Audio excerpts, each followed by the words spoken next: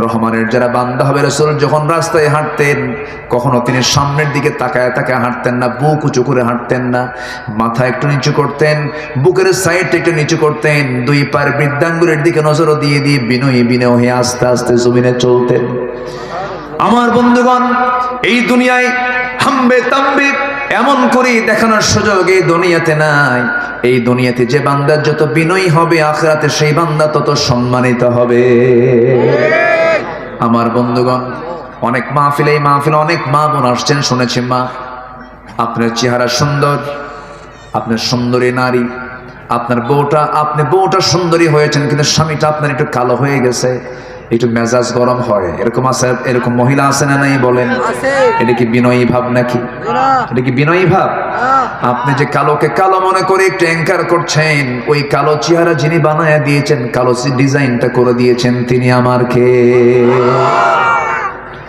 আমার বিশাল সুন্দর চেহারা এটা করে দিয়েছেন কে বলেন? সব এগুলো কার সৃষ্টি? কার সৃষ্টি? 2015 সালে আমি সেকেন্ড টাইম হজে যাই।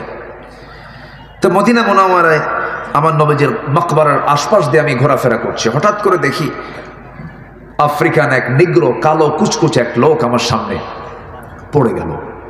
আমি লম্বায় প্রায় 71 ইঞ্চি লম্বা, আমি 1 ইঞ্চি কম 6 ফিট লম্বা, তো কমও না। তো আমি ওই লোকটার সামনে যখন দাঁড়ালাম তখন আমাকে মনে হলো আমি শিশু। কথা বলছেন নাকি? আমি তার সামনে গিয়ে যখন দাঁড়ালাম, আমি তার কোমরের কাছাকাছি মনে হলো আমার কাছে, আমি লম্বায় প্রায় দেখলাম সে প্রায় 8 ফুট ছেড়ে গেছে, এবং দোহাড়া মানুষ, যেমন লম্বা তেমন ফিগার, এবং এত ঘন কালো, মানে ছোট মোটো হাতি। ছোট মোটো কি বলেন? হাতি। হাতির কাছে কি মনে হয় নিজেকে? ছোট মনে হয় না এরকম। তো আমি তাকে দেখলাম, দেখার পর আমি তাকে প্রশ্ন করলাম, মিন আইনা জিতা ইয়া আখি, আপনি কোন জায়গা থেকে আসছেন, আপনার দেশের নামটা কি? তো মুস্কে একটা হাসি মেরে বলতেছে, আমি আফ্রিকা থেকে আসছি, আফ্রিকান। তো আমি তাকে একটা প্রশ্ন করলাম যে এই যে আপনি দেখতেছেন ইউরোপিয়ান, আমেরিকান, মিশরি, আরব, রাশিয়া, এই যে সুন্দর সুন্দর একদম লাল টকটকে সুন্দর চেহারার মানুষগুলো আপনার সামনে দিয়ে ঘোরে, আপনার খারাপ লাগে না কেন? এত সুন্দর মানুষ, আপনি এত কালো।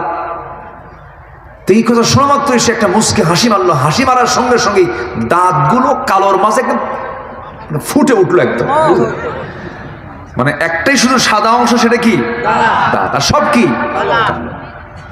এটা মুস্কে হাসি মেরে আমার দিকে তাকায়া এই 5টা আঙ্গুলের ভিতরে শাহাদাত আঙ্গুলিটা এরকম উঁচা করলো, লম্বা তো এরকম উঁচা করে রাখছে, এরকম করে।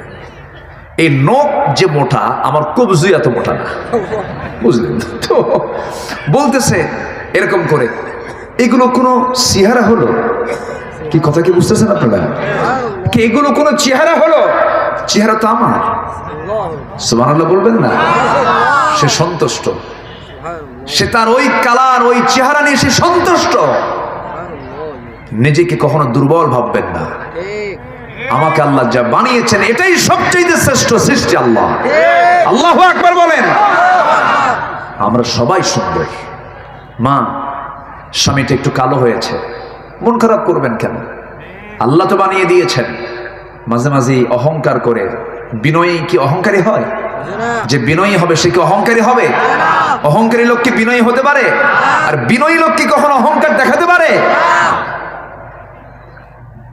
মাঝে মাঝে একটু হুমকি দেয়, তুমি যেরকম কালো মানুষ, আমার মতো একটা সুন্দরী মেয়েকে তুমি বউ হিসেবে পাইছো, এই তোমার 14 গোষ্ঠীর কপাল। এই কয় কি না কেন? এরকম মহিলা আছে না নাই? কিছু হলেই এই জাতীয় কথা বলে ফেলে। কেন মা এটা বলবেন কেন? কালো কে করেছেন? ধলা কে করেছেন? খাটো কে করেছেন? মোটা কে করেছেন? মাথার চুল নাই, একদম ইন্টারন্যাশনাল এয়ারপোর্ট ফাঁকা, এটা কে করে দিয়েছেন? তো ওনার তো কিছু করেন নাই এখানে। আপনি টাকু বলবেন কেন? আপনাদেরকে টাকলা বলবেন কেন? আপনাদেরকে খাটো বলবেন কেন? আপনাদেরকে দেড় ব্যাটারি বলবেন কেন? আপনাদেরকে ন্যাংরা খোলা বলবেন কেন? এটা বিনয়ের স্বভাব নয়, এটা অহংকারের স্বভাব। বলা যাবে না। বিনয়ী লোক এগুলো পাত্তা দেয় না, এগুলো পাত্তা দেয় না, এগুলো সুযোগ দেয় না, এগুলো মনেই করে না সে। আল্লাহ সব সৃষ্টি সমান, বলি আলহামদুলিল্লাহ। আমার নবীজি ছিলেন মসজিদে নববীর ইমাম, সাইয়েদনা বেলাল ছিলেন সেই মসজিদের মুয়াজ্জিন।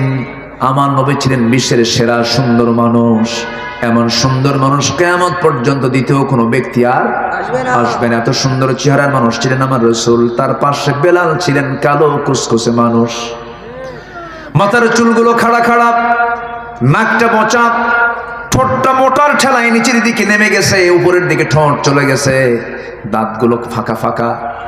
এরপরে গায়ের ভিতরে একটা আফ্রিকান লোকের ভিতরে একটা গন্ধ গন্ধ ভাব আছে, এরকম টাইপের চেহারার কোনো সৌন্দর্য নাই। কিন্তু রাসূল বলেছেন, ও সাহাবীরা, আমার বেলালকে কষ্ট দিয়ে কথা বলবা না, আমার বেলালকে কালো বলবা না, আমার বেলাল আমার কলিজার টুকরা, আমি বেলালকে খুব ভালোবাসি।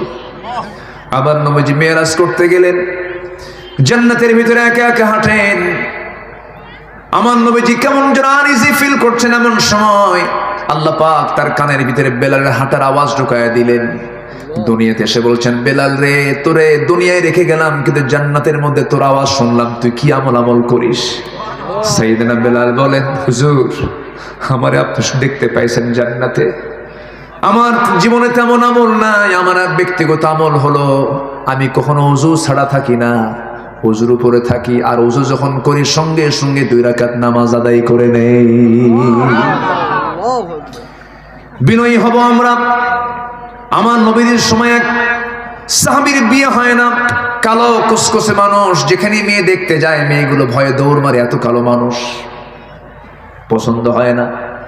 নবীর কাছে এসে মন মরা হয়ে আছেন, যৌবনের একটা চাহিদা আছে না নাই? এই যুবকরা মরে মরে গেছো কেন? চাহিদা আছে না নাই? এখন মনে হচ্ছে পুরুষ। যৌবনের তো একটা চাহিদা আছে। ওই সাহাবীর মনটা মরা, নবীর সামনে এসে চুপ মেরে বসে আছেন। রাসূল বলছেন, সাআদ, কি হয়েছে, তোমার মনটা খারাপ কেন? হুজুর, বহু মেয়ে দেখলাম, কেউ বিয়ে দেয় না, আমি কালো মানুষ, আমার কি বিয়ে হবে না? রাসূল বলছেন, সাহাবীরে মনক্ষুণ্ণ হইও না, আমি তোমার দায়িত্ব নিলাম, আমি তোমাকে বিয়ে দিয়ে দেব। খুব খুশি হলেন সাহাবী, হুজুর বিয়ে দেন তাড়াতাড়ি, দেরি করবেন না। রাসূল বিয়ের পক্ষেই ছিলেন, কম না বেশি? রাসূল তাড়াতাড়ি বিয়েটা করা দিতেন, বিয়েকে সহজ করেছেন রাসূল সাল্লাল্লাহু আলাইহি ওয়াসাল্লাম। দেরিতে বিয়ে করে এখন স্ট্যান্ডার্ড মনে করে আধুনিক দুনিয়ায়। এই ছেলে, তুমি তো এত ছোট বয়সে বিয়ে করে মানুষ, মানে আকাম কুকাম করে বেড়া। এই আসে না, এগুলো আসে না নাই? সেদিন মিডিয়াতে দেখলাম, কোথায় যেন 11 বছরের একটা মেয়ে নিখোঁজ। কয় বছর? 11 বছর। বাপ থানায় গেছে, পরে মেয়ে ফোন দিয়ে বলে, আব্বু আমি তো নিরাপদে আছি। আমি কি আছি? বাবা তুমি কোথায়? আমি তো একজনের সঙ্গে চলে আসছি আব্বু, ও আমাকে খুব লাইক করে। বয়স কত বছর? 11 বছর। মাথায় রাখতে হবে এগুলো। আমার নবীজি বললেন, তোমার বিয়ে হবে, আমি তোমাকে বলে দিচ্ছি, ওই জায়গায় একটা মেয়ে আছে, ওই বাড়িতে ইবনু ওহাব নামে একজন আমার সাহাবী আছে, তার মেয়ে সুন্দরী, যাও প্রস্তাব নিয়ে যাও। সাহাবী বলছেন, হুজুর আমি আর প্রস্তাব দিতে পারবো না, আপনি আমাকে একটা লিখিত করে দেন। আমার নবীজি সুন্দর করে একটা রেসানা দিলেন, চিঠি দিলেন। সেই চিঠিখানা নিয়ে মেয়ের বাবার কাছে গিয়ে সালাম দিয়ে বলেন, মেয়ের বাপ, এই যে চিঠি পড়, তাড়াতাড়ি ব্যবস্থা কর। তাড়াতাড়ি ব্যবস্থা করো। চিঠিখানা যখন তার হাতে দেওয়া হলো, চিঠিখানা পড়লেন। চিঠির শুরুটা যখন দেখলেন, চিঠিখানা সম্মানজনক চিঠি, রাসূল তার পক্ষ থেকে পাঠিয়েছেন।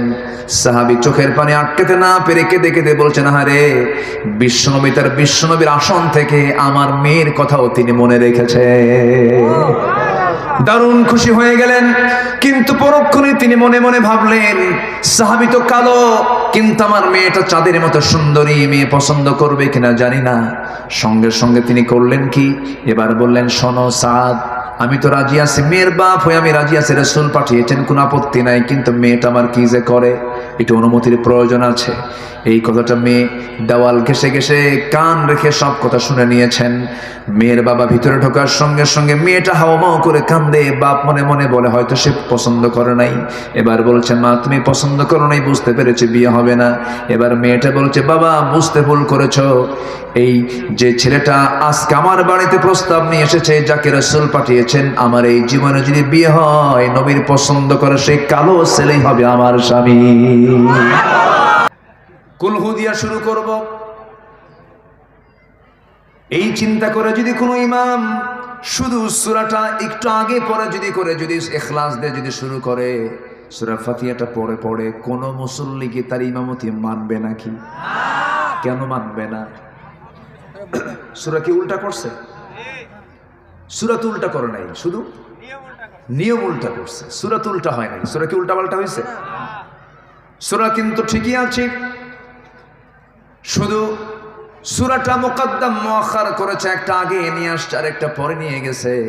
এই জন্য আপনি তাকে মানবেন না, পিছন থেকে লোকমা দিবেন, বলবেন ইমাম সাহেব এমন করে নামাজ পড়লে চলবে না, সূরা ফাতিহা আগে দেন এরপরে ইখলাস দেন, কোনো সমস্যা না, অন্য কোনো সূরা দেন সমস্যা নাই।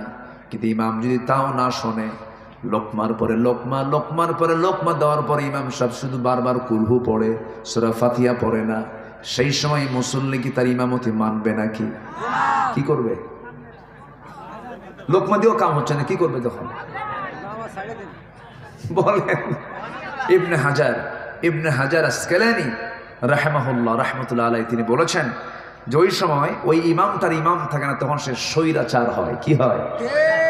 তো স্বৈরাচারকে কি করতে হয়? কি করছে বলেন, কি করছে?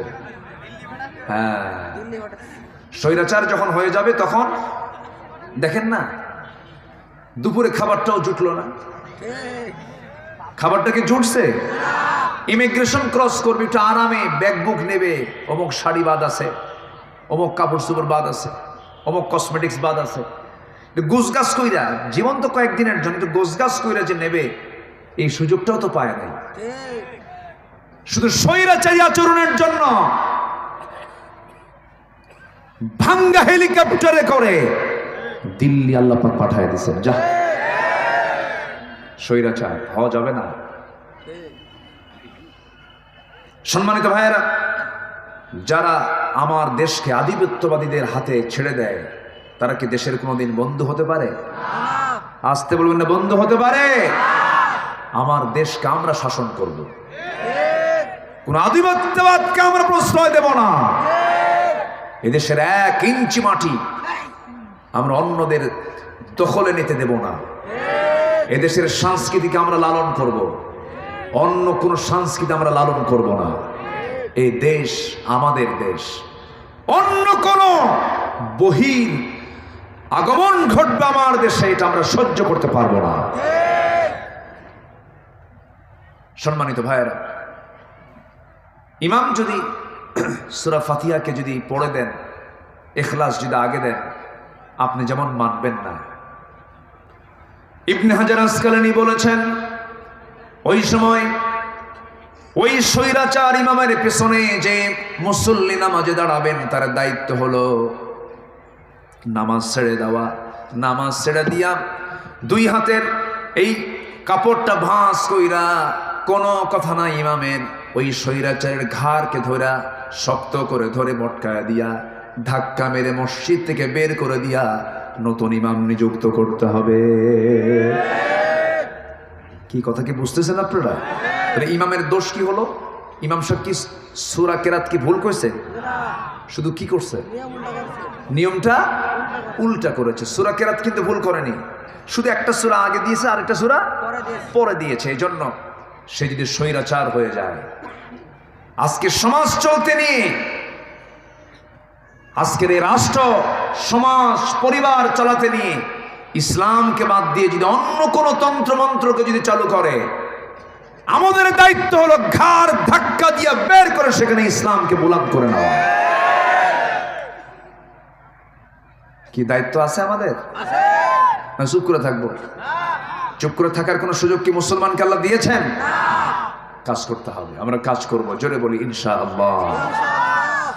সম্মানিত ভাইয়েরা,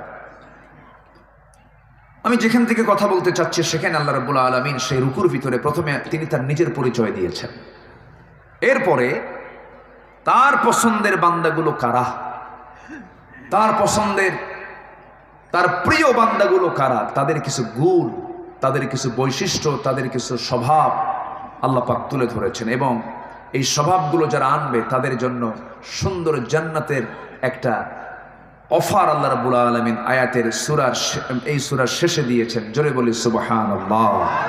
বলেছেন হাসুনাত মুস্তাকাররা ওয়া মুকামা, এটা দিয়ে শেষ করেছেন। আসুন এখন মূল আয়াতের দিকে যাই। আমাকে সময় দিচ্ছেন তো সবাই? আমাকে সময় দিচ্ছেন তো? কারো কোনো সমস্যা নাই? জোরে বলি ইনশাআল্লাহ। আসুন, অনেক মা বোন আজকের মাহফিল আসছে না? মা বোন নাকি অনেক হয়েছে? বেশি। লেডিস ফার্স্ট, মেয়েরা যেখানে সেখানে মেয়েরাই ফার্স্ট। ভালো, আলহামদুলিল্লাহ। মেয়েরা বেশি থাকা ভালো, তারা মার্কেটও বেশি যায়, অবশ্য মার্কেটও বেশি। জি আসুন, আল্লাহ রাব্বুল আলামিন বলেন তাবারাকাল্লাযী জাআলা ফিস সামাই বুরুজান ওয়া জাআলা ফিহা সিরাজান ওয়া কমারান মুনীরা ওয়া হুয়াল্লাযী জাআলাল লাইলা ওয়ান নাহারা খিলফাতান লিমান আরাদ আন ইয়াযযাক্কারা আও আরাদা শুকুরা। সূরাতুল ফুরকান আয়াত নম্বর 61-62 আল্লাহ রাব্বুল আলামিন আগে নিজের বড়ত্বের প্রকাশ করেছেন, নিজের বড়ত্বের পরিচয় দিয়েছেন। আমি কত বড় দেখো। তিনি বলছেন অতীব বরকতময় সেই মহান প্রভু, যিনি আকাশে বহু গ্রহ রাজি সৃষ্টি করেছেন এবং সেখানে রেখে দিয়েছেন প্রদীপ্ত সূর্য এবং আলোকিত চাঁদ, সেখানে রেখে দিয়েছেন। দিনের বেলা সূর্য রেখেছেন তিনি আল্লাহ, রাতের বেলার চাঁদও রেখেছেন কেউ না, তিনি কে বলেন? আল্লাহ। এই যে সূর্যটা আমাদেরকে তাপ দেয়নি প্রতিনিয়ত, আজকে দিনের বেলা আমরা যে সূর্যের তাপটা পেয়েছি 25 ডিগ্রি, 26 ডিগ্রি, 27, 28, বড় জোর 30 পর্যন্ত আমরা পেতে পারি। এই সূর্যের এই তাপমাত্রা দুনিয়াতে পৌঁছেছে মাত্র এসে 25 থেকে 30 ডিগ্রি সেলসিয়াস আমরা পাচ্ছি। আরবে 40, 48, 50 ডিগ্রি সেলসিয়াস তাপমাত্রা পর্যন্ত হয়ে থাকে। 55, আমি হজে গিয়ে 55 পর্যন্ত পেয়েছি তাপমাত্রা। আমার বন্ধুগণ, কিন্তু যে আশ্চর্য হয়ে যাবেন, এই যে সূর্য আমরা দেখতে পাই এত দূরে আল্লাহ রাব্বুল আলামিন রেখে দিয়েছেন, যাকে আমরা প্লেটের মতো দেখি, এই সূর্যের আভ্যন্তরীণ তাপমাত্রা, ইন্টারনাল যে তাপমাত্রা, সূর্যের একদম ইন্টারনাল ভিতরগত তাপমাত্রা হলো 15 million degree Celsius. 15 million, 15 million, কিন্তু 15 লক্ষ নয়, 15 মিলিয়ন ডিগ্রি সেলসিয়াস তাপমাত্রা। আমার দেশে 40-42 তাপমাত্রা হলে পরে স্ট্রোক করে মরে, গরমে হিট স্ট্রোক করে। আর সেই সূর্য থেকে তাপ কমায়া কমায়া কমায়া কমায়া এত কমে আসার, সূর্যের ভিতরের আভ্যন্তরীণ তাপমাত্রা হচ্ছে 15 মিলিয়ন ডিগ্রি সেলসিয়াস। সুবহানাল্লাহ বলবেন না? ক্ষমতা কার? আচ্ছা, এইরকম পরিচয় কি পৃথিবীর কেউ দিতে পারবে? পারবে না। আমেরিকার লস অ্যাঞ্জেলস, ক্যালিফোর্নিয়া, না ক্যালিফোর্নিয়া, লস অ্যাঞ্জেলস দাবানলে জ্বলল। সুপার পাওয়ার আমেরিকা কাইথে পড়ে গেছে। আমেরিকা কি হয়েছে? কাইথে পড়ে গেছে, পারলাম না, হলো না। সামান্য দাবানল নিয়ন্ত্রণ করতে পারে না। আর আমার রব যে সূর্য দিয়েছেন, সেই সূর্যের আভ্যন্তরীণ তাপমাত্রা হচ্ছে 15 মিলিয়ন ডিগ্রি সেলসিয়াস। এই যে আমরা লোহা দেখতে পাচ্ছি, এই লোহা ছাড়া তো পৃথিবীর কিছুই হয় না। একটা স্ট্রাকচার তৈরি করতে গেলে গাড়ি লোহা লাগবে, ক্যামেরা বডি লোহা লাগবে। এরপর আপনি যে কোনো জিনিস আপনি তৈরি করতে যাবেন, আগে লোহা দরকার। এই লোহা পৃথিবীর কেউ বানায় নাই। আপনি হয়তো ভাবতেছেন বিএসআরএম, কেএসআরএম লোহা বানায় না, এই লোহা কোনো কোম্পানি বানায় না। এই লোহাটা পৃথিবীর কেউ আবিষ্কার করেনি, কেউ বানায় নাই। এই লোহাটা কার দেওয়া? আল্লাহ। এবং এই লোহাটা নাজিল করেছেন আল্লাহ তাআলা আকাশ থেকে। সুবহানাল্লাহ বলবেন না? وأنزلنا الحديد فيه بأس شديد ومنافع للناس। আল্লাহু আকবার। আল্লাহ নাজিল করেছেন। এই লোহাটা যদি কেউ বানাতে যায়, লোহা বানাতে যে তাপমাত্রার প্রয়োজন সেই তাপমাত্রা হলো 5 billion degree Celsius. 5 billion degree Celsius, যা সূর্যের দ্বারাও সম্ভব নয়। তাহলে লোহাটা আসলো কোন জায়গা থেকে? বিজ্ঞান গবেষণা করে বলছে বহির্জগৎ থেকে আসছে, হয়তো কোনো সুপারনোভা বিস্ফোরণ হয়েছে, সেখান থেকে লোহা নাজিল হয়েছে। আল্লাহ বলছেন ১৫০০ বছর আগে আমি আল্লাহ রাব্বুল আলামিন আসমান থেকে লোহা নাজিল করে দিয়েছি। কি কুদরত আল্লাহ! আল্লাহ বলছেন বান্দা, এমন পরিচয় পৃথিবীর কেউ তোমাকে দিতে পারবে না যে পরিচয় আমি দিচ্ছি। আমি রব, আমার পরিচয় দেখ, আমার পরিচয়টা কি? আমি হলাম সূর্যের মালিক, ওয়াকামারাম মুনিরা, এবং আলোকিত চাঁদের মালিক। চাঁদের নিজস্ব কোনো আলো নাই, চাঁদের যে নিজস্ব আলো নাই বিজ্ঞান হালে এসে বলে দিয়েছে। আর কোরআন আজ থেকে ১৫০০ বছর আগে রাসূলকে জানিয়ে দিয়েছেন, হে রাসূল আমি হলাম আলোকিত চাঁদের মালিক। জোরে কোন সুবহানাল্লাহ। ওটা আলোকিত হয়, অন্যের আলোতে আলোকিত হয়, নিজস্ব কোনো আলো নাই। আল্লাহ রাব্বুল আলামিন সেকেন্ড আয়াতে বলছেন, ওয়া হুয়াল্লাযী জাআলাল লাইলা ওয়ান নাহারা খিলফাতাল লিমান আরাদা আন ইয়াযাক্কারা আও আরাদা শুকুরা। এবার তিনি বলছেন, তিনি সেই মহান প্রভু যিনি রাতের মধ্যে দিন ঢুকান, দিনের মধ্যে রাত ঢুকান। এখন দিনটা একটু ছোট হচ্ছে না বড় হচ্ছে? বলেন বলেন বলেন। শীতের মধ্যে কি ছিল? ছোট ছিল। ঘুম থেকে উঠেই দেখা যায় 12টা বেজে গেছে। এই যে রাত ছোট, আবার দিন বড়, আবার দিন বড় রাত ছোট, এটা কেউ করে না। এটার একমাত্র ক্ষমতা যিনি রাখেন তিনি আমার কে? তিনি আমার কে? রাতের মধ্যে দিন ঢুকায় দেন, দিনের মধ্যে রাত ঢুকায় দেন। তুলিজুল লাইলা ফিন নাহারি ওয়া তুলিজুন নাহারা ফিল লাইলি ওয়া তুখরিজুল হাইয়া মিনাল মাইয়িতি ওয়া তুখরিজুল মাইয়িতা মিনাল হাইয়্যি ওয়া তারযুকু মান তাশাউ বিগাইরি হিসাব। জোরে বলুন আল্লাহু আকবার। তুমি প্রভু আল্লাহ রাতের মধ্যে দিন ঢুকাও, দিনের মধ্যে রাত ঢুকাও, জিন্দাকে মুর্দা করো, মুর্দাকে জিন্দা করো। সকল ক্ষমতা একমাত্র কার? সে আল্লাহ বলছেন, বান্দা এমন পরিচয় তো কেউ দিতে পারবে না, আমি একমাত্র এই পরিচয় দিতে পারি। এবার আল্লাহ রাব্বুল আলামিন বলছেন, বান্দারে আমাকে ভুলে যাবি না, আমি তোর জন্য কি ব্যবস্থা করি নাই সব ব্যবস্থা রেখে দিয়েছি। সূর্য দিলাম, চন্দ্র দিলাম, বৃষ্টির প্রয়োজন বৃষ্টি দিলাম, সেই বৃষ্টিটার পদ্ধতি কত সুন্দর করে আমি তোর সামনে প্লেস করলাম। এমন সুন্দর করে আল্লাহ রাব্বুল আলামিন বৃষ্টির ব্যবস্থা করে দিয়েছেন, এমন সুন্দর করে বৃষ্টির পদ্ধতি। ওয়াটার সাইকেল করেছেন, পানি চক্র করেছেন। এই মাটির, এই আমার আপনার বাড়ির সামনের জোলা থেকে পানিগুলো তোলেন, ময়লা পানিগুলো সুন্দর করে ফিল্টারিং করে তোলেন তিনি আমার কে? শীতের দিন পানিগুলো কমে কমে যায়, পুকুরের পানি কমে না? কমে কমে যায়, এটা বাষ্পীয় হয়ে যায়। কিন্তু লবণ পানি যদি হয় লবণ পানি তোলেন না, ময়লা পানি যদি হয় ময়লা পানি তোলেন না। একে ফিল্টারিং করেন। ফিল্টারিং মেশিনকে দেখা যায় নাকি? দেখা যায়। কিন্তু অবশ্যই এখানে পরিশোধন আছে না নাই? মেশিন আছে না নাই? সেই মেশিন যেমন আমরা দেখতে পাই না, তেমনি আমরা আল্লাহকেও দেখতে পাই না। আল্লাহু আকবার বলেন। কিন্তু অবশ্যই একটা মেশিন আছে।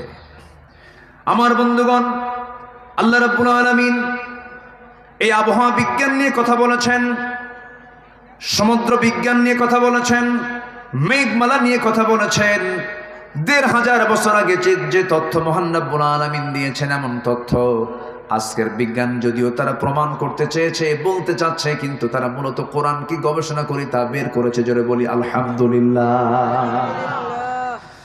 আমার ভাইয়েরা, আল্লাহ রাব্বুল আলামিন বান্দাকে বুঝিয়ে দিচ্ছেন, বান্দা গোটা পৃথিবীর যা কিছু তোমার চোখের সামনে তুমি দেখতে পাও সব আমার অবদান, আমি ছাড়া কেউ এগুলো করে না।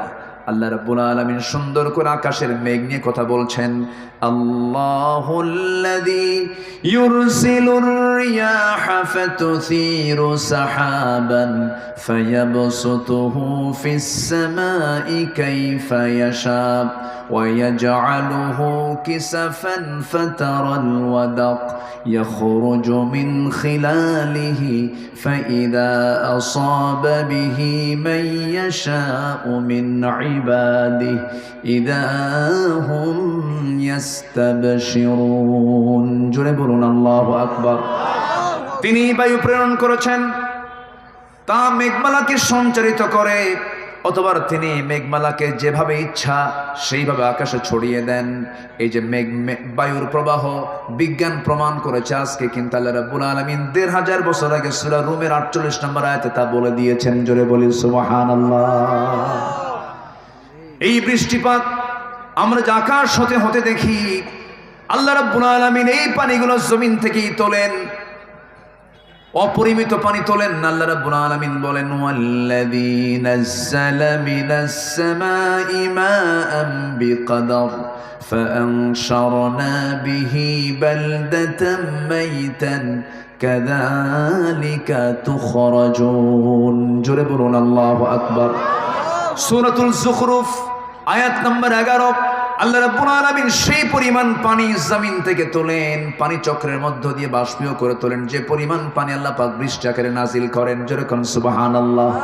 অপরিকল্পিত না পরিকল্পিত? বলেন বলেন। শুধু পরিকল্পনা না, সূক্ষ্ম পরিকল্পনা? সূক্ষ্ম পরিকল্পনা তার। এমন সুন্দর করে পানি চক্র আকারে এই পানির ব্যবস্থাপনা আল্লাহ পাক নিজেই সুন্দর করে পরিচালনা করছেন। আমার বন্ধুগণ, পৃথিবীর কোনো টেকনোলজি পারবে না, কিয়ামত পর্যন্ত চেষ্টা করবে, পারবে না, কোনো ক্রমেই সম্ভব নয়।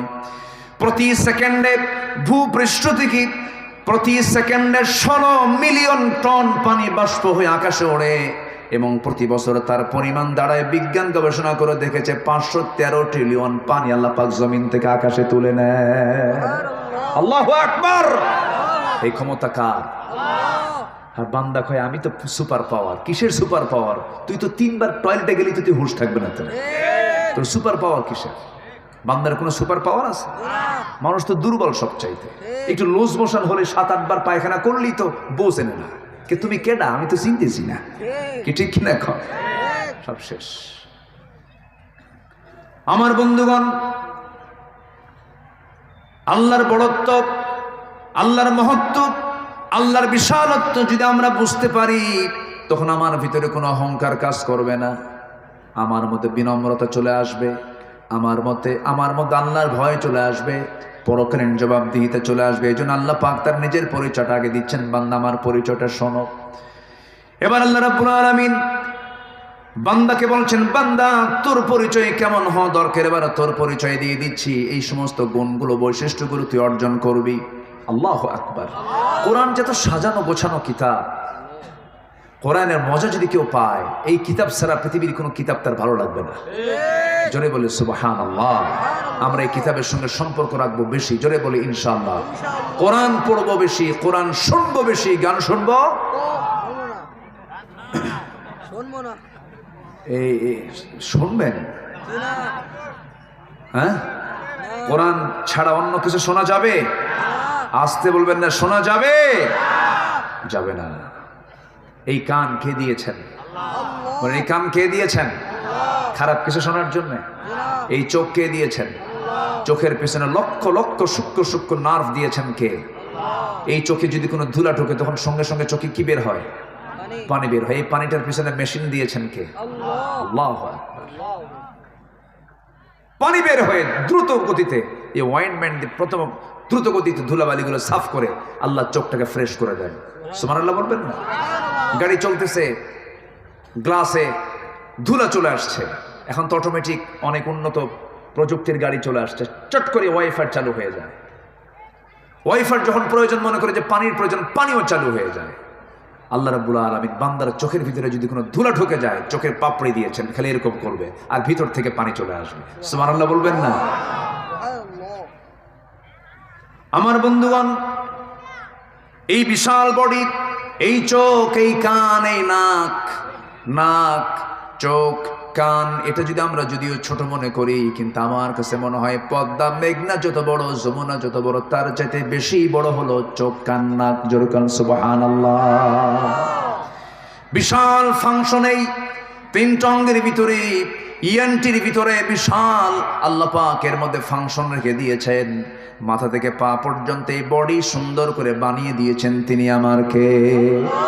আমাদের দেহে যে ডিএনএ আছে, এই ডিএনএ, যে পরিমাণ ডিএনএ আছে তার দৈর্ঘ্য যদি আমরা মাপতে যাই 2000 কোটি কিলোমিটার, যা পৃথিবী থেকে সূর্য পর্যন্ত 50 বার ঘুরে আসা যাবে। আল্লাহু আকবার বলেন। এই ডিএনএতে যে ইনফরমেশন আছে তা যদি লেখা হয় তবে তা হবে 900 খণ্ডের বিশালাকার এনসাইক্লোপিডিয়ার সমান, যেখানে প্রতিটি খণ্ডের পৃষ্ঠার সংখ্যা হবে 500। বিশাল বড় একটা পাণ্ডুলিপি তৈরি হয়ে যাবে। আমাদের দেহে যে কোষের সংখ্যা আছে, যে কোষগুলো আছে, সবচেয়ে ছোট অংশের নাম হলো কোষ। এই কোষের পরিমাণ হলো 37.2 trillion. 37.2 trillion, million, billion, trillion. কয়জন মানুষের দেহে? একজন। বলেন কয়জন? কয়জন? সেন্সরি রিসেপ্টর আছে হলো 110 মিলিয়ন। লোহিত রক্তকণিকার বিসি আছে হলো 30 ট্রিলিয়ন। শুধুমাত্র মস্তিষ্কের নিউরন সংখ্যা হলো 100 বিলিয়ন। জোরে বলি সুবহানাল্লাহ। আমার বন্ধুগণ, আমাদের দেহে যে ব্লাড আছে, এই ব্লাডের যে ভেসেলটা আছে, এই ভেসেল আছে হলো 42 বিলিয়ন, যার 97,000 কিলোমিটার লম্বা।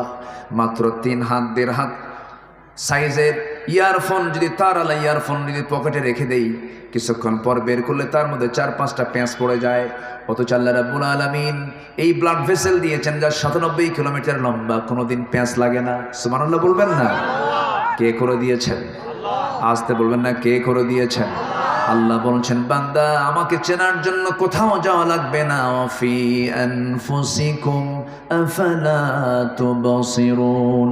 বান্দা নিজের দিকে তাকায় দেখো, আমি তোমাকে কত সুন্দর করে বানায়া দিছি।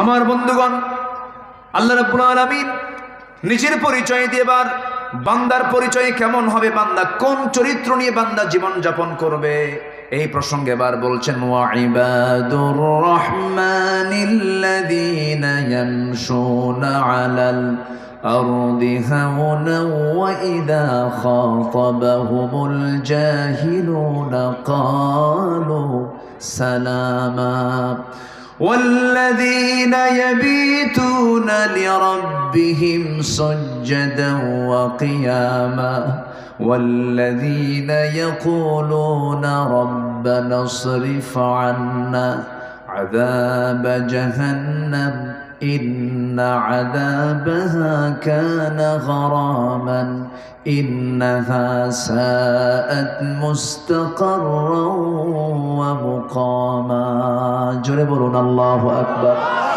আমার আল্লাহর পছন্দের বান্দা যারা, তাদের মধ্যে 16টা বৈশিষ্ট্য পাওয়া যাবে। এখানে 16টা বৈশিষ্ট্যের কথা আসছে, একটাও কিন্তু বলি নাই। সময় লাগবে, সময় দেবেন তো? সবাই রাজি আছেন তো? জোরে বলি ইনশাআল্লাহ। নাম্বার 1 বৈশিষ্ট্য হলো, আল্লাহর পছন্দের বান্দাগুলোর তালিকায় যারা থাকবে তাদের 1 নম্বর বৈশিষ্ট্য হবে, তারা কি উগ্র হবে না বিনয়ী হবে? মেজাজি হবে না নম্র হবে? খুব নম্র হবে, বিনয়ী হবে, খুব সুন্দর করে মিষ্টভাষী হবে, সুন্দর করে কথা বলবে, কথার ভাঁজ হবে নম্র, চেহারার ভাঁজ হবে নম্র, চোখের ভাঁজ হবে নম্র, সুন্দর করে বলবে কথা, সুন্দর করে হাঁটবে, দেখেই মনে হবে বিনয়ী মানুষ। আপদমস্তক বডি ল্যাঙ্গুয়েজ, টাং ল্যাঙ্গুয়েজ, সব কিছুই তার বিনয়ী ভাব হবে, সুন্দর করে সে নুয়ে পড়বে। রহমানের যারা বান্দা হবে, রাসূল যখন রাস্তায় হাঁটতেন কখনো তিনি সামনের দিকে তাকায় তাকায় হাঁটতেন না, বুক উঁচু করে হাঁটতেন না, মাথা একটু নিচু করতেন, বুকের সাইডটা একটু নিচু করতেন, 2 পায়ের বৃদ্ধাঙ্গুলের দিকে নজরও দিয়ে দিয়ে বিনয়ী বিনয় হয়ে আস্তে আস্তে জমিনে চলতেন। আমার বন্ধুগণ, এই দুনিয়ায় হাম্বে তাম্বে এমন করে দেখানোর সুযোগ এই দুনিয়াতে নাই। এই দুনিয়াতে যে বান্দা যত বিনয়ী হবে, আখিরাতে সেই বান্দা তত সম্মানিত হবে। আমার বন্ধুগণ, অনেক মাহফিলে, এই মাহফিলে অনেক মা বোন আসছেন, শুনেছি মা আপনার চেহারা সুন্দর, আপনার সুন্দরী নারী, আপনি বউটা সুন্দরী হয়েছেন, কিন্তু স্বামীটা আপনার একটু কালো হয়ে গেছে। একটু মেজাজ গরম হয়, এরকম আছে, এরকম মহিলা আছে না নাই বলেন? এটা কি বিনয়ী ভাব নাকি? এটা কি বিনয়ী ভাব? আপনি যে কালোকে কালো মনে করে একটু অ্যাঙ্কার করছেন, ওই কালো চেহারা যিনি বানায় দিয়েছেন, কালো ডিজাইনটা করে দিয়েছেন, তিনি আমার কে? আমার বিশাল সুন্দর চেহারা এটা করে দিয়েছেন কে বলেন? সব এগুলো কার সৃষ্টি? কার সৃষ্টি? 2015 সালে আমি সেকেন্ড টাইম হজে যাই। তো মদিনা মুনাওয়ারায় আমার নবীজির মকবরার আশপাশ দিয়ে আমি ঘোরাফেরা করছি, হঠাৎ করে দেখি আফ্রিকান এক নিগ্রো কালো কুচকুচে এক লোক আমার সামনে পড়ে গেল। আমি লম্বায় প্রায় 71 ইঞ্চি লম্বা, আমি 1 ইঞ্চি কম 6 ফিট লম্বা, তো কমও না। তো আমি ওই লোকটার সামনে যখন দাঁড়ালাম তখন আমাকে মনে হলো আমি শিশু। কথা বলছেন নাকি? আমি তার সামনে গিয়ে যখন দাঁড়ালাম, আমি তার কোমরের কাছাকাছি মনে হলো আমার কাছে। আমি লম্বায় প্রায় দেখলাম সে প্রায় 8 ফুট ছেড়ে গেছে, এবং দোহাড়া মানুষ, যেমন লম্বা তেমন ফিগার, এবং এত ঘন কালো, মানে ছোট মোটো হাতি। ছোট মোটো কি বলেন? হাতি। হাতির কাছে কি মনে হয় নিজেকে? ছোট মনে হয় না? এরকম। তো আমি তাকে দেখলাম, দেখার পর আমি তাকে প্রশ্ন করলাম, মিন আইনা জিতা ইয়া আখি, আপনি কোন জায়গা থেকে আসছেন, আপনার দেশের নামটা কি? তো মুস্কি একটা হাসি মেরে বলতেছে, আমি আফ্রিকা থেকে আসছি, আফ্রিকান। তো আমি তাকে একটা প্রশ্ন করলাম যে এই যে আপনি দেখতেছেন ইউরোপিয়ান, আমেরিকান, মিশরি, আরব, রাশিয়া, এই যে সুন্দর সুন্দর একদম লাল টকটকে সুন্দর চেহারার মানুষগুলো আপনার সামনে দিয়ে ঘোরে, আপনার খারাপ লাগে না কেন? এত সুন্দর মানুষ, আপনি এত কালো। তো এই কথা শোনা মাত্রই সে একটা মুস্কি হাসি মারলো। হাসি মারার সঙ্গে সঙ্গেই দাঁতগুলো কালোর মাঝে একদম ফুটে উঠলো একদম। মানে একটাই শুধু সাদা অংশ, সেটা কি? দাঁত। আর সব কি? কালো। এটা মুস্কি হাসি মেরে আমার দিকে তাকায়া এই 5টা আঙ্গুলের ভিতরে শাহাদাত আঙ্গুলিটা এরকম উঁচা করলো, লম্বা তো এরকম উঁচা করে রাখছে, এরকম করে। এই নখ যে মোটা, আমার কবজি এত মোটা না, বুঝলেন তো? বলতেছে এরকম করে, এগুলো কোনো চেহারা হলো কি? কথা কি বুঝতেছেন আপনারা? কি এগুলো কোনো চেহারা হলো? চেহারা তো আমার। সুবহানাল্লাহ বলবেন না? সে সন্তুষ্ট, সে তার ওই কালার, ওই চেহারা নিয়ে সে সন্তুষ্ট। নিজেকে কখনো দুর্বল ভাববেন না। আমাকে আল্লাহ যা বানিয়েছেন এটাই সবচেয়ে শ্রেষ্ঠ সৃষ্টি। আল্লাহ, আল্লাহু আকবার বলেন। আমরা সবাই সুন্দর। মা, স্বামীটা একটু কালো হয়েছে, মন খারাপ করবেন কেন? আল্লাহ তো বানিয়ে দিয়েছেন। মাঝে মাঝে অহংকার করে, বিনয়ী কি অহংকারী হয়? যে বিনয়ী হবে সে কি অহংকারী হবে? অহংকারী লোক কি বিনয়ী হতে পারে? আর বিনয়ী লোক কি কখনো অহংকার দেখাতে পারে? মাঝে মাঝে একটু হুমকি দেয়, তুমি যেরকম কালো মানুষ, আমার মতো একটা সুন্দরী মেয়েকে তুমি বউ হিসেবে পাইছো, এই তোমার 14 গোষ্ঠীর কপাল। এই কয় কি না কম, এরকম মহিলা আছে না নাই? কিছু হলেই এই জাতীয় কথা বলে ফেলে। কেন মা এটা বলবেন কেন? কালো কে করেছেন? ধলা কে করেছেন? খাটো কে করেছেন? মোটা কে করেছেন? মাথার চুল নাই, একদম ইন্টারন্যাশনাল এয়ারপোর্ট ফাঁকা, এটা কে করে দিয়েছেন? তো ওনার তো কিছু করেন নাই এখানে।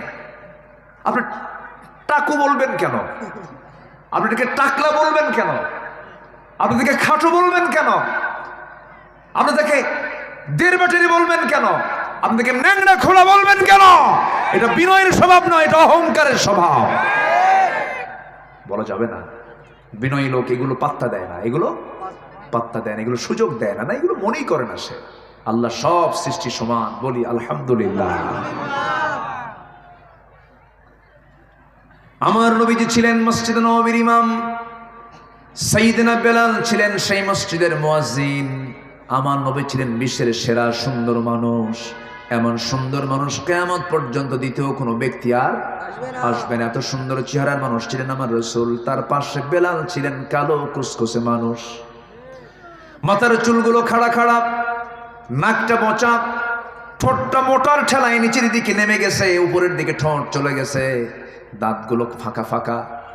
এরপরে গায়ের ভিতরে একটা আফ্রিকান লোকের ভিতরে একটা গন্ধ গন্ধ ভাব আছে, এরকম টাইপের চেহারার কোনো সৌন্দর্য নাই। কিন্তু রাসূল বলেছেন, ও সাহাবীরা, আমার বেলালকে কষ্ট দিয়ে কথা বলবা না, আমার বেলালকে কালো বলবা না, আমার বেলাল আমার কলিজার টুকরা, আমি বেলালকে খুব ভালোবাসি।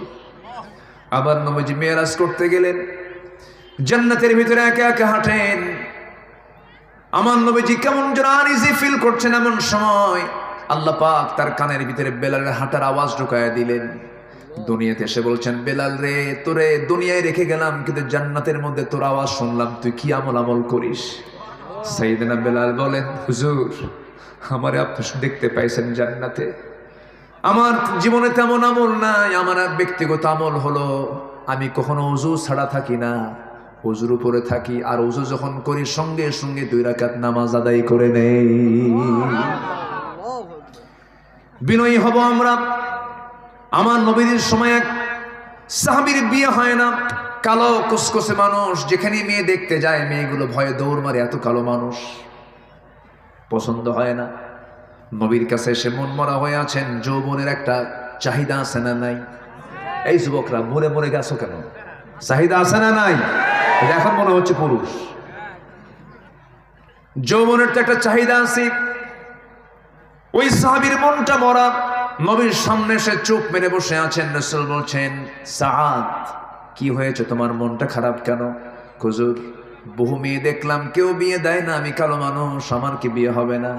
রাসূল বলছেন, সাহাবীরে মনক্ষুণ্ণ হইও না, আমি তোমার দায়িত্ব নিলাম, আমি তোমাকে বিয়ে দিয়ে দেব। খুব খুশি হলেন সাহাবী, হুজুর বিয়ে দেন তাড়াতাড়ি, দেরি করবেন না। রাসূল বিয়ের পক্ষেই ছিলেন, কম না বেশি? রাসূল তাড়াতাড়ি বিয়েটা করে দিতেন, বিয়েকে সহজ করেছেন রাসূল সাল্লাল্লাহু আলাইহি ওয়াসাল্লাম। দেরিতে বিয়ে করে এখন স্ট্যান্ডার্ড মনে করে আধুনিক দুনিয়ায়। এই ছেলে, তুমি তো এত ছোট বয়সে বিয়ে করে মানুষ, মানে আকাম কুকাম করে বেড়া। এই আসে না, এগুলো আসে না নাই? সেদিন মিডিয়াতে দেখলাম, কোথায় যেন 11 বছরের একটা মেয়ে নিখোঁজ। কয় বছর? 11 বছর। বাপ থানায় গেছে, পরে মেয়ে ফোন দিয়ে বলে, আব্বু আমি তো নিরাপদে আছি। আমি কি আছি? বাবা তুমি কোথায়? আমি তো একজনের সঙ্গে চলে আসছি আব্বু, ও আমাকে খুব লাইক করে। বয়স কত বছর? 11 বছর। মাথায় রাখতে হবে এগুলো। আমার নবীজি বললেন, তোমার বিয়ে হবে, আমি তোমাকে বলে দিচ্ছি, ওই জায়গায় একটা মেয়ে আছে, ওই বাড়িতে ইবনু ওহাব নামে একজন আমার সাহাবী আছে, তার মেয়ে সুন্দরী, যাও প্রস্তাব নিয়ে যাও। সাহাবী বলছেন, হুজুর আমি আর প্রস্তাব দিতে পারবো না, আপনি আমাকে একটা লিখিত করে দেন। আমার নবীজি সুন্দর করে একটা রেসানা দিলেন, চিঠি দিলেন। সেই চিঠিখানা নিয়ে মেয়ের বাবার কাছে গিয়ে সালাম দিয়ে বলেন, মেয়ের বাপ, এই যে চিঠি পড়, তাড়াতাড়ি ব্যবস্থা কর। তাড়াতাড়ি ব্যবস্থা করো। চিঠিখানা যখন তার হাতে দেওয়া হলো, চিঠিখানা পড়লেন। চিঠির শুরুটা যখন দেখলেন, চিঠিখানা সম্মানজনক চিঠি, রাসূল তার পক্ষ থেকে পাঠিয়েছেন। সাহাবী চোখের পানি আটকাতে না পেরে কেঁদে কেঁদে বলছেন, আহারে, বিশ্বনবী তার বিশ্বনবীর আসন থেকে আমার মেয়ের কথাও তিনি মনে রেখেছে। দারুণ খুশি হয়ে গেলেন। কিন্তু পরক্ষণে তিনি মনে মনে ভাবলেন, সাহাবী তো কালো, কিন্তু আমার মেয়েটা চাঁদের মতো সুন্দরী, মেয়ে পছন্দ করবে কিনা জানি না। সঙ্গে সঙ্গে তিনি করলেন কি, এবার বললেন, শোনো সাদ, আমি তো রাজি আছি, মেয়ের বাপ হয়ে আমি রাজি আছি, রাসূল পাঠিয়েছেন, কোনো আপত্তি নাই, কিন্তু মেয়েটা আমার কি যে করে, একটু অনুমতির প্রয়োজন আছে। এই কথাটা মেয়ে দেওয়াল ঘেঁষে ঘেঁষে কান রেখে সব কথা শুনে নিয়েছেন। মেয়ের বাবা ভিতরে ঢোকার সঙ্গে সঙ্গে মেয়েটা হাওমাও করে কান্দে। বাপ মনে মনে বলে, হয়তো সে পছন্দ করে নাই। এবার বলছে, মা তুমি পছন্দ করো নাই, বুঝতে পেরেছি, বিয়ে হবে না। এবার মেয়েটা বলছে, বাবা বুঝতে ভুল করেছো, এই যে ছেলেটা আজকে আমার বাড়িতে প্রস্তাব নিয়ে এসেছে, যাকে রাসূল পাঠিয়েছেন, আমার এই জীবনে যদি বিয়ে হয়, নবীর পছন্দ করে সেই কালো ছেলেই হবে আমার স্বামী। সুবহানাল্লাহ বলবেন না? আমার মায়ের কি আজকে আমার ওয়াজ শুনে কি মন খারাপ করতেছে কিনা জানি না। হুজুর এত রাগ করলেন কেন আমাদের উপরে? আমার মায়েরা, সবকিছু আল্লাহর জন্য করতে হবে। আমি কাউকে ভালোবাসবো আল্লাহর জন্য। আপনি আল্লাহর একটা সৃষ্টিকে যদি ভালোবাসেন, আল্লাহ আপনাকে ভালোবাসবেন। আল্লাহ আপনাকে ভালোবাসবেন। আপনার স্বামীটা অসুস্থ হয়ে পড়েছে, খোঁটা দিতে পারবেন না। আপনি স্ত্রী, আপনি অসুস্থ হয়ে পড়েছেন, আপনার স্বামী খোঁটা দিতে পারবেন না। কিছু কিছু পুরুষ আছে, কিছু হইলেই কয় বিয়ে কিন্তু আরেকটা করবো, এরকম আছে না? বলেন তো, হুমকি মারে। মায়েরা, আমি আপনার পক্ষে আসতেছি, একটু পরে থামেন। কিছু হইলে কয় বিয়ে কিন্তু আরেকটা করবো। বিয়ে করা এত সহজ কাম? যদি আল্লাহ রাব্বুল আলামিন মাসনা ওয়া সুলাসা ওয়া রুবা' ফানকিহু মা তাবা লাকুম মিনান নিসা মাসনা ওয়া সুলাসা ওয়া রুবা', বিয়ে করো তোমাদের ইচ্ছা মতো, 2 2 3 3 4 4টা বিয়ে করো। কিন্তু আল্লাহ এর পরেই বলছেন, শোনো, কখনো অসমতা রক্ষা করতে পারবে না। ইয়াদিলু,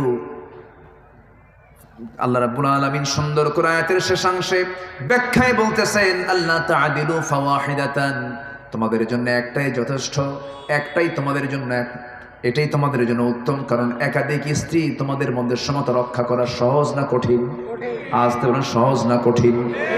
বিয়ে যদি করতেই হয়, আমার নবীর সুন্নাহ যদি আদায় করতেই চান, আমার নবী যে বিয়েগুলো করেছেন সেই বিয়েগুলো আমার নবীর চাইতে বয়সী কম নারী, বয়সে কম বয়সী নারী না বেশি বয়সী নারী? বেশি বয়সী নারী। প্রথম স্ত্রী যিনি ছিলেন আমার নবীর চাইতে মাত্র 15 বছরের বড়, মাত্র মাত্র মাত্র হয় 15 বছরের বড়। মানে একটা মহিলা 13 বছর বয়সে যদি বিয়ে হয়ে যায়, 15 বছরে মা হয়ে যাবেন, ছেলে বয়সী বলা যায়। অথচ আমার নবীজি 15 বছরের বয়সে বড় একজন মহিলাকে নিয়ে তিনি তার 24টা বছরে তার যৌবন পাড়ে দিয়েছেন, দ্বিতীয় কোনো বিবাহ করেন নাই। আমার নবীজি এমনও বলেন, আমার খাদিজা যদি জীবনের শেষ সময় পর্যন্ত বেঁচে থাকতো, আমার আল্লাহ আমাকে দ্বিতীয় কোনো বিবাহের অর্ডার দিতেন না। মানে কি, এই কথাগুলো কি বলে? বিয়ে ঘন ঘন করো। আমার মায়েরা মনে মনে বলতেছে, হুজুর ভালো করে কম, ভালো করে কম। বিয়ে যদি করতেই হয়, আমার মায়ের আমার পক্ষে সায় দিবেন, আমার মায়ের আমার পক্ষে রায় দিয়ে দিবেন। বিয়ে যদি করতেই চান পুরুষ মানুষ, আপনার 3টা লাগবে, 4টা বউ লাগবে। রাসূল যে তরিকায় বিয়ে করেছেন, তিনি যে বিয়েগুলো করেছেন, সেই স্ত্রীগুলো ছিল হলো বয়স্কা মহিলা, যৌবন ছিল না, যুদ্ধে অসহায় হয়ে পড়ে গেছি, তাদেরকে নিয়ে এসে রাসূল স্ত্রীত্বের মর্যাদা দিয়েছেন। তালাক প্রাপ্ত বিধবা নারীকে আপনি বিয়ে করতে পারেন, তার অসহায়ত্ব দূর করার জন্য তাকে স্ত্রীত্বের মর্যাদা দিয়ে দিলেন, সম্মানের মর্যাদা দিয়ে দিলেন, এই জন্য আপনি তাকে বিয়ে করতে পারেন। কিন্তু আপনি বিয়ে করছেন বুড়া বয়সে, আপনি খোঁজেন 13 বছর 15 বছর, মতলব খারাপ। কি আসতে কন কেন? আমার মায়েরা আজকে দারুণ খুশি, হুজুর ওয়াজ একখান দিলেন।